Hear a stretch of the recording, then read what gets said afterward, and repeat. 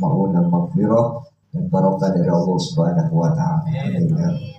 Baiklah, tidak panjang kalam, kita baca suratul Fatihah. Mudah-mudahan Allah memberikan ilmu yang bermanfaat, keluasan rezeki yang halal, yang barokah, yang banyak, bertakwa pada Allah dan Rasulnya, diberikan kemudahan dalam segala urusan kita, diberikan jalan keluar dari segala kesulitan kita. Semoga Allah jadikan rumah tangga kita sakinah mawaddah warahmah, keturunan kita jadikan yang soleh dan solehah, dan wafat kita dalam keadaan husnul khotimah. Mudah-mudahan yang sakit Allah berikan sehat walafiat, yang telah pulang ke rahmatullah orang tua kita, guru-guru kita, saudara-saudari kita, kaum muslimin muslimat, mukminin mukminat yang telah terdahulu kita. Allah ampuni dosanya, Allah terima amal ibadahnya, Allah masukkan dalam surga Allah Subhanahu wa taala. Segala hajat kita semua benar-benar kabul oleh Allah Subhanahu wa taala. Al-hadi niyat wa ala kulli niyatin salihah wa ila hadratin Nabi al-Fatihah. A'udzu billahi minasy syaithanir rajim. Bismillahir rahmanir rahim. Alhamdulillahi rabbil alamin arrahmanir rahim maliki yaumiddin. Iyyaka na'budu wa iyyaka nasta'in. Ihdinas siratal mustaqim. Siratal ladzina an'amta 'alaihim ghairil maghdubi 'alaihim waladdallin. Baiklah, sambilan sambil kita mendengarkan materi, sambil menikmati hidangan, kopi dan lain sebagainya, supaya materi mudah masuk ya. Sebab biasanya kalau nggak ada makanan susah masuk. Baiklah, hadirin yang berbahagia, kita muliakan Allah Subhanahu wa taala. Di antara syarat orang yang berkurban, pertama beragama Islam, kedua berakal, ketiga balik, dan yang keempat berkemampuan. Lalu bagaimana seorang anak kecil yang belum balik, cuman dia punya harta untuk membeli binatang kurban? Apakah sahnya kurban? Sementara syarat orang yang berkurban itu Islam, balik, berakal, dan mampu. Contoh misalnya anak kita usianya belum mencapai balik. Balik itu tandanya pertama laki perempuan 15 tahun, atau mimpi keluar mani, atau mimpi seakan-akan keluar mani, atau perempuan keluar darah haid. Maka di antara tanda-tanda itu apabila mengalami, maka seseorang dikatakan masuk usia balik. Nah, dan kalau sudah balik, maka terkena kewajiban-kewajiban untuk melaksanakan berbagai ibadah kepada Allah Subhanahu wa taala. Di antaranya kayak sholat yang 5 waktu, puasa Ramadan. Nah, sementara ini ada anak belum masuk usia balik, tapi dia punya harta, boleh jadi uang dikasih orang tua ditabung, tabung, sehingga ketika datang hari raya kurban, uangnya mencukupi untuk beli binatang kurban. Apakah sah kurbannya? Nah, itu pertanyaan. Hadirin yang berbahagia,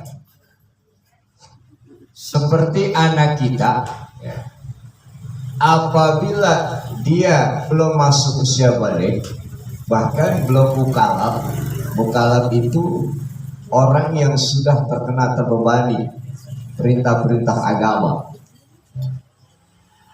Anak kita belum balik, emang dia ngaji, rupanya dia udah bisa sholat, ngerti bacaannya, doa-doanya, tapi belum masuk usia balik. Maka bagaimana sholatnya dia tetap yang dilakukan dapat pahala, diberikan pahala oleh Allah. Apabila ditinggalkan sholat lima waktunya, maka belum dosa. Karena belum masuk usia balik. Ketika sudah masuk usia balik, maka terkena kewajiban perintah untuk melaksanakan sholat. Apabila ditinggalkan, maka dia berdosa. Contoh lain, puasa Ramadan. Puasa Ramadan, anak kita nih belum masuk usia balik, disuruh puasa. Nah, puasa dia.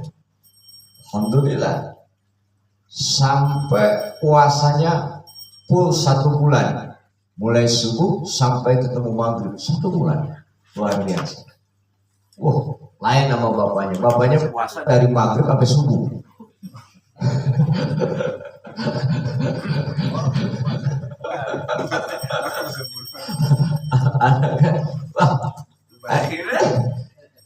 Walaupun belum terkena kewajiban, dia melaksanakan puasa, maka dia mendapatkan pahala dari Allah Subhanahu wa Ta'ala. Kalaupun dia meninggalkan, maka tidak dianggap dosa. Kenapa? Karena belum masuk usia balik. Nah itu. Sama halnya kurban, ini perkara sunnah. Ketika dia belum mencapai usia balik, taruhlah muraid, orang yang mendekati usia balik tapi belum masuk usia, belum masuk usia balik, baru akan masuk usia balik. Dia kurban, dia punya rezeki duit sendiri, hasil ditabungin. Bapaknya ngasih, kalau pagi buat jajan sekolah nggak banyak sih, 100.000. Alhamdulillah, saban hari tabungin. Iya, nah, jajanin 20.000, 80.000 tabungin. Kadang-kadang bapaknya minjem sama anaknya. Iya. Nah, akhirnya sampailah masuk waktu kurban, uangnya bisa membeli binatang kurban, taruhlah kambing dia beli. Maka ibadah kurbannya diberikan pahala oleh Allah Subhanahu wa Ta'ala.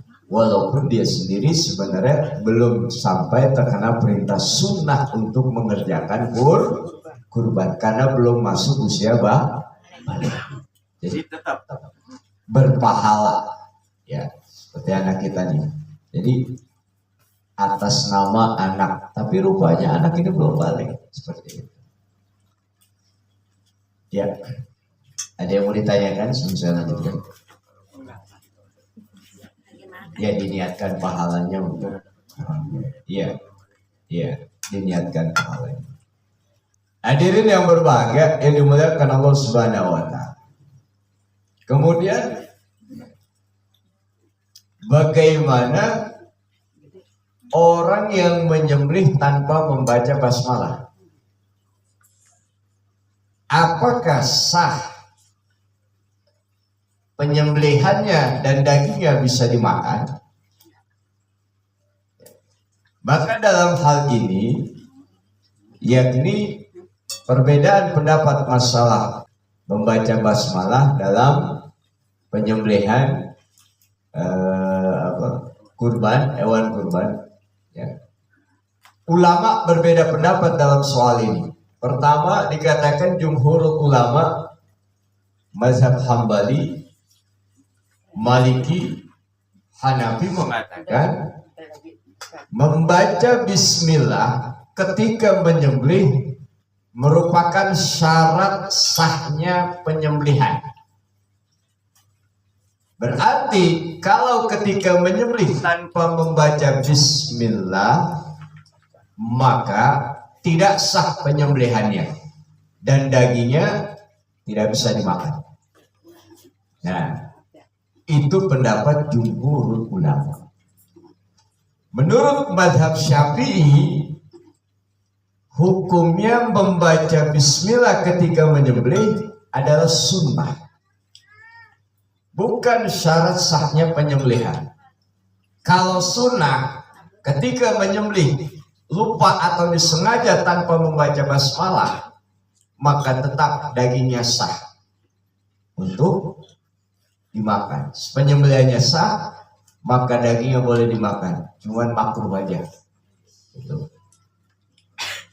Dalilnya kita baca ya. Menurut jumhur ulama, Bismillahirrahmanirrahim. Bismillahirrahmanirrahim. Surah Al-An'am ayat 121.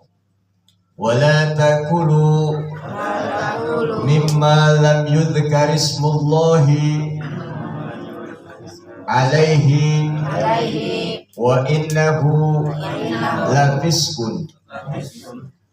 Wala takulu, dan janganlah kalian makan mimma lam yudhkar ismullah alaihi, yakni binatang kurban yang disembelih tanpa menyebut nama Allah. Sesungguhnya hal itu adalah perbuatan fasik.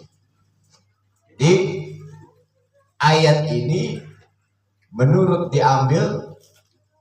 digunakan menjadi dalil bahwa tanpa membaca basmalah maka tidak sah penyembelihan.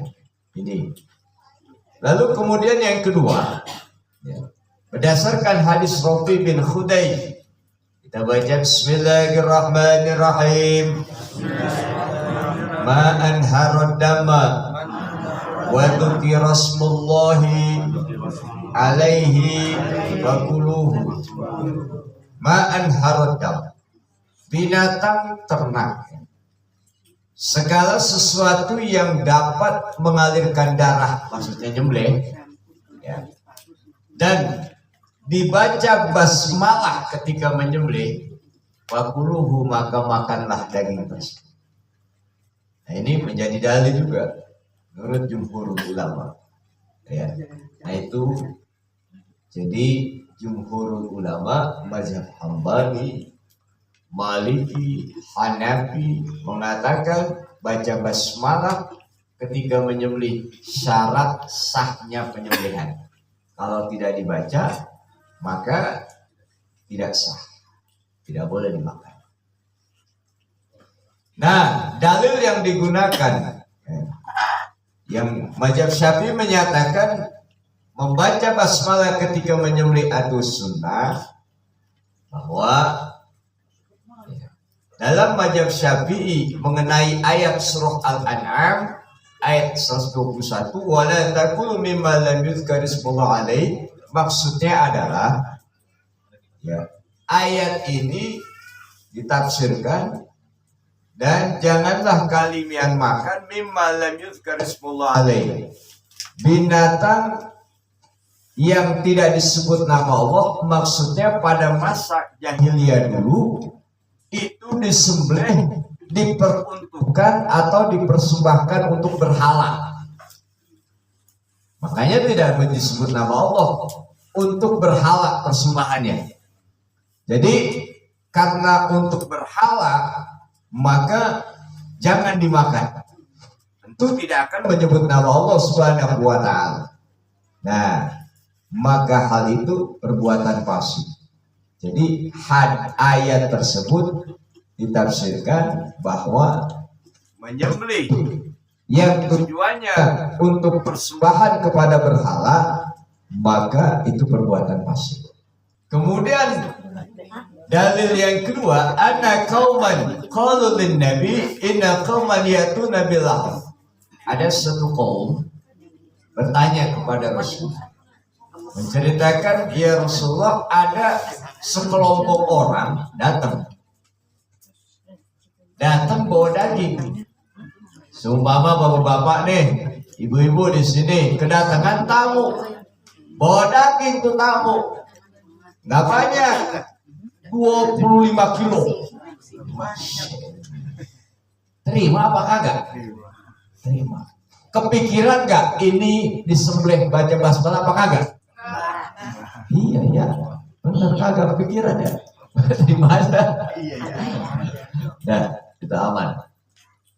Nah, akhirnya karena orang yang ketamuan Saibul Bait ini, waduh, ini datang bawa daging otak ya, barangkali ya, namanya orang Arab.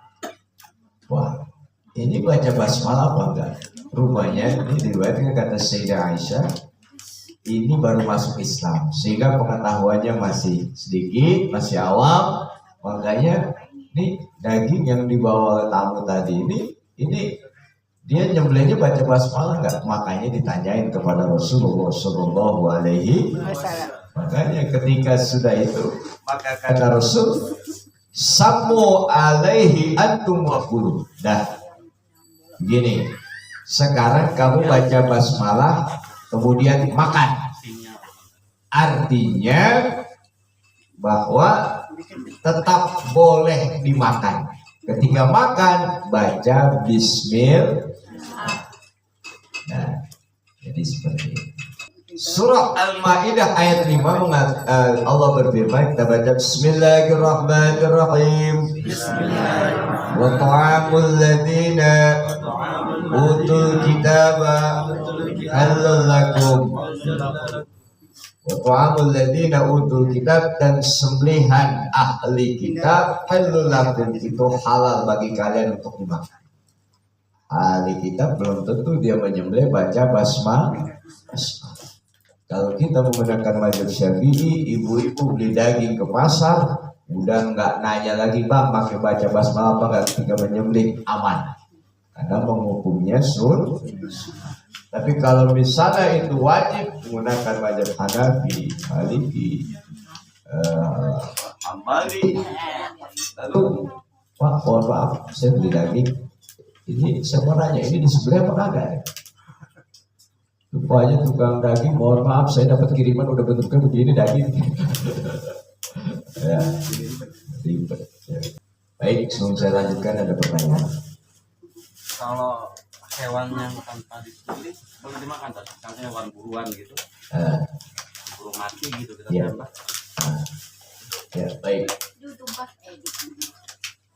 Penyembelihan itu ada tiga. Ada di tiga cara. Pertama, yakni menyembelih dengan cara melukai bagian leher paling atas antara leher dan rahang. Itu kayak kambing dengan sapi biasanya, karena pendek sekali kan. Itu bagian atas. Dengan cara melukainya. Dan ada 4 urat: kerongkongan, tenggorokan, dan 2 urat. Menurut mazhab Syafi'i, kerongkongan, tenggorokan putus, dan cukup.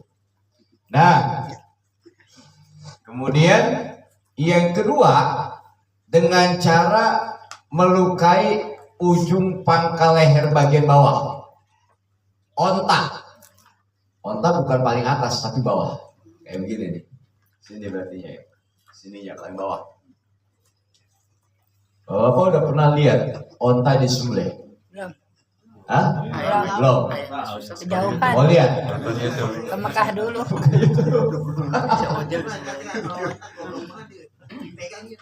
Iya. Onta itu binatang yang hidup di Arab, cuman nggak bisa bahasa Arab. Nah, itu yang kedua. Yang ketiga, dengan cara melukai salah satu anggota tubuhnya. Jadi di bagian mana aja?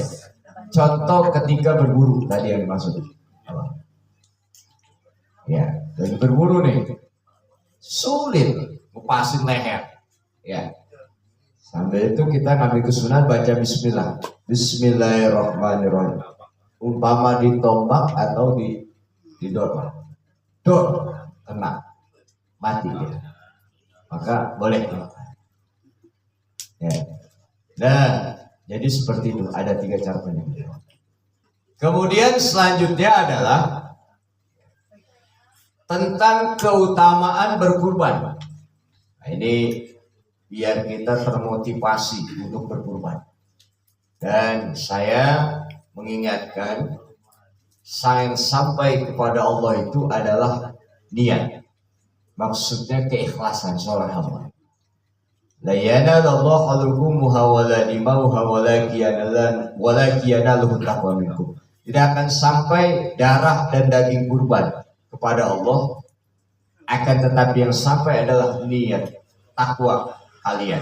Kata Ibnu Abbas, yang dimaksud takwa adalah niatnya. Niat ikhlas karena Allah. Nah, ini yang harus kita jaga. Kenapa? Dagingnya, kulitnya, semuanya kembali kepada kita manusia. Tapi kita niat keikhlasan sampai kehadiran Allah, itulah yang akan mendatangkan pahala. Jangan sampai keikhlasan kita ini terancam gara-gara tidak ikhlas. Contoh dalam ongkos potong, biasanya masalahnya itu. Ya. Kemudian yang selanjutnya adalah nanti kita akan menghadapi ibadah kurban. Syukur-syukur bisa kurban, nggak bisa kurban, panitia kurban. Nggak bisa panitia kurban, penerima daging kurban. Rupanya nggak dapat daging kurban juga. Ampok juga ya.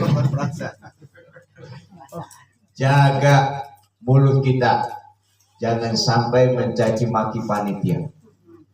Wah, panitia ini, keluarganya dapat, kira saya dilewatin. Wah ya, ya parah ya, nggak usah ya. Artinya, tapi saya yakin semuanya dapat. Amin ya Rabbal Alamin. Insya Allah kita nyate, Insya Allah kita bikin satu hari satu malam itu berkabut.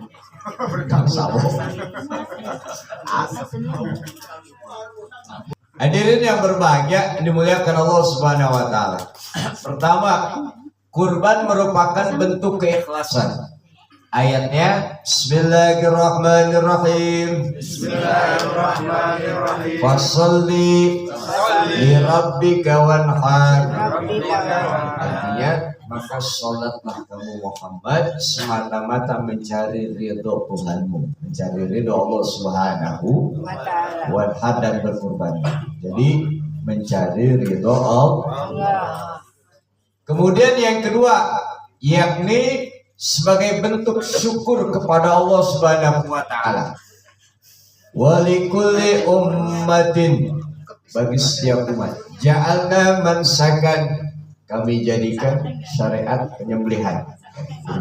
Liyadzkuru ismallah, supaya mereka itu dengan berkurban menyembelih itu menyebut nama Allah. Ala ma razaqakum min bahimatil an'am, menyebut nama Allah untuk bersyukur atas anugerah yang Allah berikan, rezeki yang Allah berikan berupa binatang ternak. Wa ilahukum ilah wahid, maka Tuhan kalian adalah Tuhan yang Maha Esa. Walaku aslimu, kepadanya lah kalian tunduk. Wa basyiril muhbitin, dan patuhlah kepada Allah Subhanahu, berilah kabar gembira kepada orang-orang yang patuh kepada Allah Subhanahu wa Ta'ala. Nah, berarti syukur yang kedua. Yang ketiga adalah ketakwaan. Tadi saya sudah sampaikan. Yang sampai kepada Allah adalah keikhlasan. Nah, kemudian amaliyah yang paling disukai oleh Allah, amalan sunnah, yakni berkurban.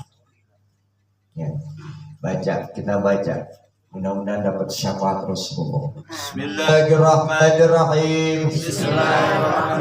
Ma'amila adamiyun min amalin yawman nahri ahabba ilallahi min ihraqid dami innaha layati yawmal qiyamati biquruniha wa ash'ariha wa azlafiha wa anna ad-damma la yaqa'u minallahi qabla an yaqa'a minal ardi fatibu biha nafsan.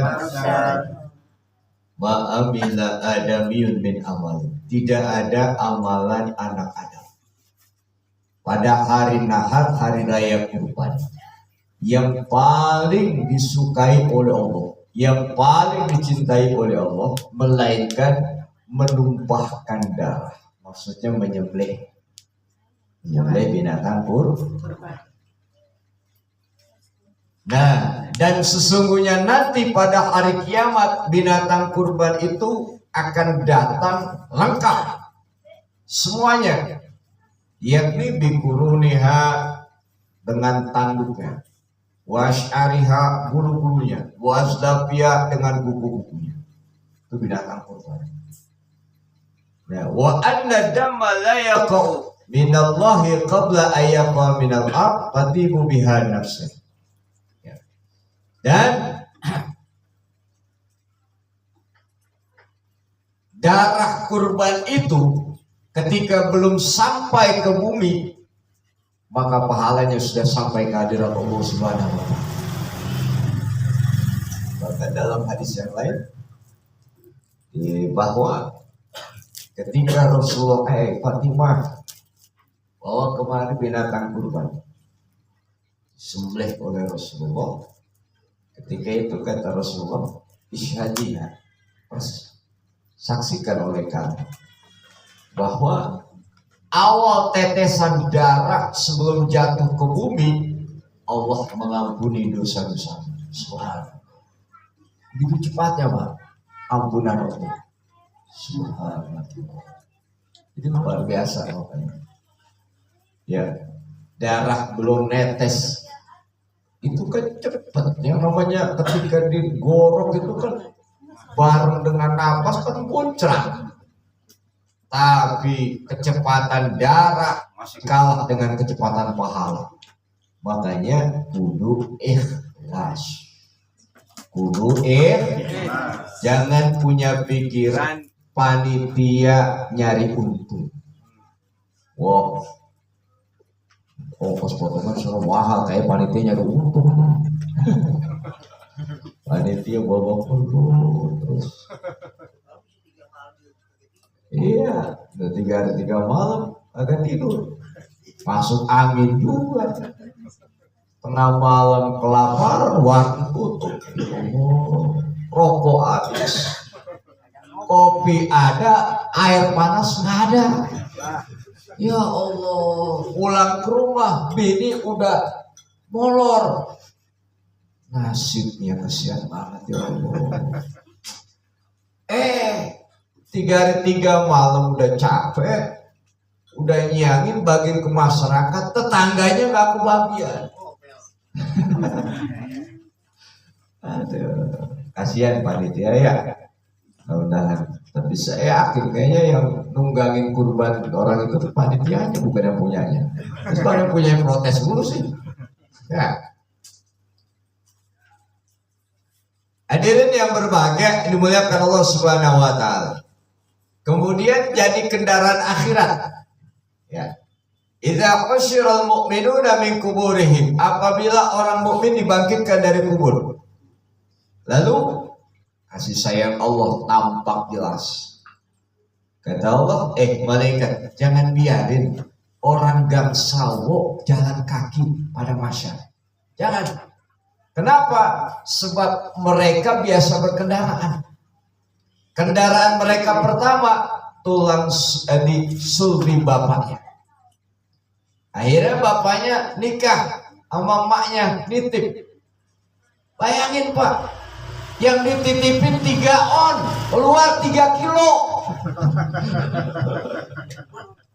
Bayang nggak Bang Haji? Enggak ya? Iya. Ibu-ibu, berat nggak ketitipan? Berat. Capek nggak? Tengkurap, takut ngotos. Ya, miring kepegelan. Masya Allah, 9 bulan bayangin. Setelah itu lahir di pangkuan mak bapaknya itu kendaraan kita. Setelah itu tumbuh kita jadi balita. Apalagi udah bayi sekarang mah. Apa namanya? Kereta bayi. Ya Allah, mahal-mahal harganya. Bayangin Pak. Masya Allah. Bayi aja udah ngerti apa kereta bayi. Nggak mau yang murah. Kamu yang bekasan. Dibeli nih, bekasan kanggo dinaikin sama dia. Nangis mulu. Pas yang baru anteng dia. Masya Allah. Berarti bocah udah kenal nih. Biasa dia bicara. Nah, gede dikit. Skuter. Terus gede lagi ke sepeda. Masuk SMA, SMP, motor listrik Pak. Bayangin tuh kendaraan. Di dunia, di pesawat, di udara pesawat, di lautan, di kapal. Ketika kita mati, apa kendaraan kita? Fanaku ikhwanihim markabuhum. Kendaraan kita itu adalah nih tulang punggung saudara kita. Tulang punggung. Kan digotong tuh ya. Katilnya apa katil? Keranda. Ya kan? Lakinu mautakum biqauli la ilaha illallah bismillahirrahmanirrahim rasulullah kullu jamil la ilaha illallah la ilaha illallah la ilaha illallah la ilaha. Kadang-kadang yang bawa ke paru. Sian bener ya kadang-kadang. Tadi ya Allah udah nyeker lagi, tanahnya licin lagi. Ya Allah, kadang-kadang kesian yang bawa. Saya kadang-kadang mikir begini Pak, kita orang hidup nganterin jenazah, misalnya kita naik motor ya, galak banget kita pakai bendera putih, orang udah kita kepret ya. Masya Allah, itu yang hidup lebih berani itu. Padahal yang mati santai aja. Yang mati santai aja. Coba Bapak perhatiin yang mati. Nggak udah santai aja. Tapi yang galak yang hidup. Ya. Bagi ambulan ya. Nah, akhirnya tuh kendaraan. Lalu ketika dibangkitkan, maka disitulah la tumsyu ibadi rajulain, malaikat jangan biarkan hambaku berjalan kaki, berikan mereka fasilitas apa? Wahiyat udhiyah, yakni kurban. Ulama mengatakan gimana semasa hidup nggak bisa kurban, nggak punya duit, nggak punya rezeki. Terus ya udah, maka amal perbuatan yang dijadikan kurban. Sebegitu kasih sayangnya Allah kepada kita sekalian. Bayangin Pak, pada mahsyar emang ada rest area, kali warung kopi gitu buat ngeteh dulu kita. Perjalanan jauh banget, nggak ada. Ya Allah, semuanya mudah-mudahan ya ini kita hadir, majlis taklim menjadi naungan kita mudah-mudahan. Kita lagi panas-panasan, biasa duduk majlis taklim juga diadem. Amin ya rabbal. Banyak. Itu jadi kendaraan. Kemudian apa lagi? Ya. Yakni setiap satu tetesan darah itu satu kebaikan. Satu bulu satu kebaikan, satu tetesan darah kebaikan. Subhanallah. Luar biasa sekali. Ya. Hadirin yang berbahagia, ini muliakan Allah Subhanahu wa taala. Diriwayatkan dari Sayyidina Ali radhiyallahu anhu, man kharaja ila baiti ila syira'il udhiyah. Barang siapa keluar rumah pengen beli kurban, maka kana lahu bi kulli khutwah asyru hasanah. Satu langkah diberikan 10 kebaikan. Satu langkah nih. Ya. Dikasih 10 kebaikan. Wa muhya anhu asyru sayyi'at. Dihapus 10 keburukan. Diangkat 10 derajat. Ini bapak-bapak kalau beli binatang kurban jangan naik motor. Kagum, jalan kaki. Satu langkah dia 10 kebaikan diangkat, dihapus 10 derajat, 10 keburukan diangkat 10 derajat. Kira-kira gimana jalan kaki kagum?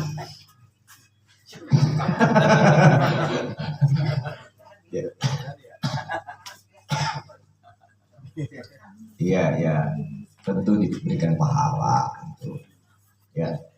Jadi kalau bisa Pak, nih misalnya dekat, ya dibelinya bisa di Bang di deretan Sentosa sini. Jangan langsung ke tujuan.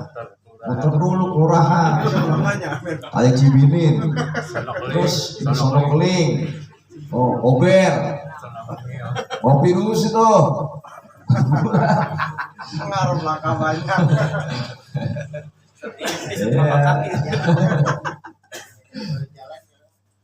Nah gitu.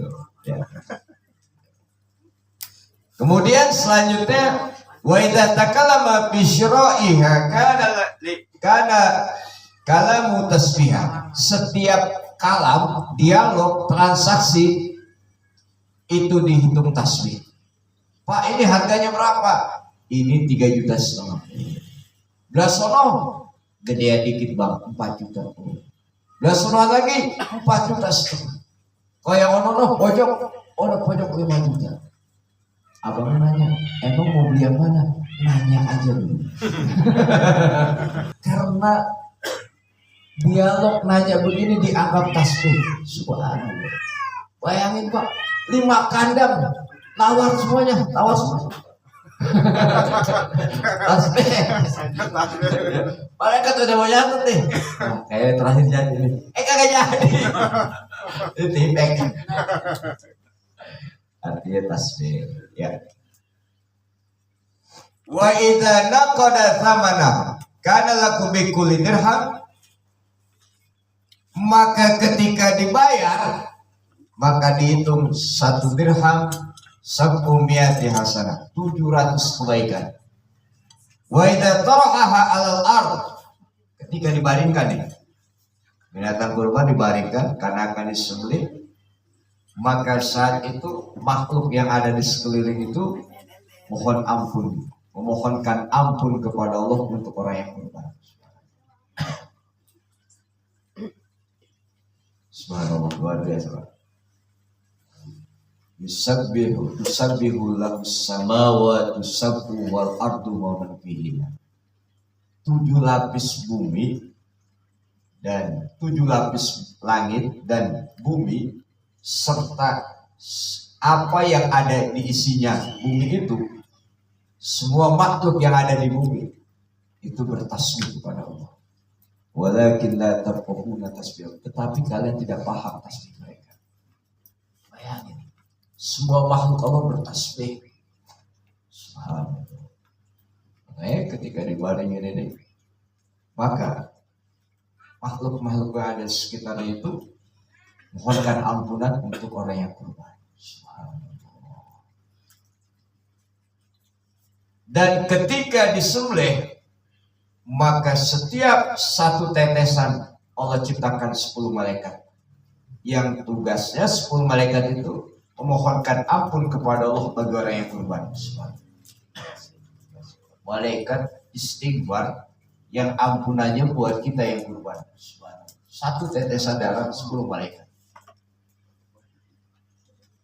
Pahala itu luar biasa buat orang beriman ya.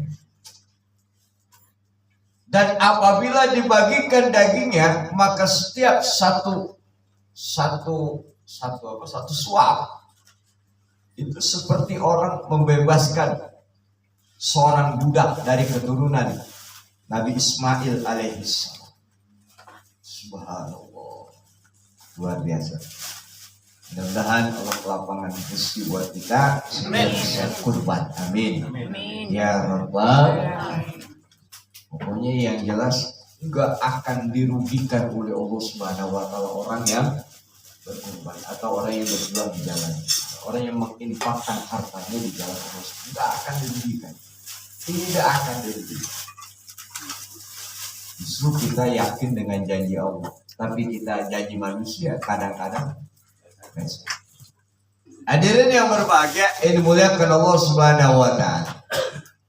Juga dalam hal ini merupakan ibadah sosial, di mana yang fakir, miskin bisa menikmati, yang kaya bisa menikmati, tetangga bisa menikmati, keluarga bisa menikmati, laki bisa menikmati, perempuan bisa, semuanya. Subhanallah. Saya suka menganalisa begini, Bang. Kita ini emang diuntungkan dengan 2 hari raya. ketika hari raya kurban, walaupun kita nggak haji, tapi kita nyatek rame-rame. Belas orang nyatek, belas ini nyatek, belas orang nyatek, belas orang nyatek. Luar biasa. Artinya perasaan bahagia semuanya. Sampai lupa utang, lupa saking bahagia. Insya Allah. Tuh. Yang kedua, ketika Idul Fitri, orang fakir miskin, orang yang berhak menerima zakat senang. Luar biasa, Masya Allah. Dan orang yang berzakat senang juga. Kenapa? Hartanya bermanfaat. Luar biasa. Ini dengan 2 hari raya luar biasa. Dengan Ramadan, wah berkah banget Pak. Nggak ada di bulan lain. Biasanya di bulan lain biji salak keras. Tangan Ramadan empuk. Coba itu. Iya. Pernah makan biji salak? Makan dulu. Belum ya? Ini wah. Ya, luar biasa. Hadirin yang berbahagia, ini muliakan Allah Subhanahu wa taala. Ya. Mal amalu fi ayyamin afdal min fi hadi. Amalan apa yang lebih utama pada hari raya kurban ini? Ya. Ditanya, tidak ada amalan yang lebih utama pada hari tasyrik selain berkurban. Para sahabat tanya, wala jihad. Jihad juga tidak utama. Tidak juga jihad. Kecuali orang yang keluar dengan mengorbankan diri dan hartanya di jalan Allah dan dia tidak kembali, artinya mati fisabilillah. Subhanallah. Begitulah keistimewaan berkurban. Ya. Dan juga dalam rangka menghidupkan sunnah Nabi Ibrahim alaihis, itu alhamdulillah itu ditebus oleh Allah dengan seekor kambing gibas, korbannya Habil. Andaikan itu tidak ditebus, Nabi Ibrahim menyembelih Ismail mati dan itu disyariatkan, kita nggak bakal hidup. Betul apa tidak? Yakin orang bawa kita sembelih. Tebus. Datang Jibril, kambing gibasnya Habil, mengucapkan Allahu Akbar, Allahu Akbar, Allahu Akbar. Nabi Ibrahim melihat disambut, La ilaha illallah wallahu akbar. Ismail lihat, Allahu Akbar walillahil hamd. Maka kita disyariatkan untuk bertakbir. Apa sih makna takbir? Tidak ada yang besar kecuali Allah. Artinya apa? Kayak simbol pakaian ihram. Itu kan lambang kesucian. Maksudnya apa dalam hal itu? Maksudnya kita tidak mensekutukan Allah dalam kehidupan ini. Bukan yang bikin kita bisa begini karena kekuatan kita. Bukan karena harta kita. Bukan karena jabatan kita, bukan karena kehebatan kita, tapi kita bisa begini karena Allah berikan segala-galanya kepada kita, karena Allah. Dan terakhir termasuk mengagungkan syiar agama Allah Subhanahu wa taala.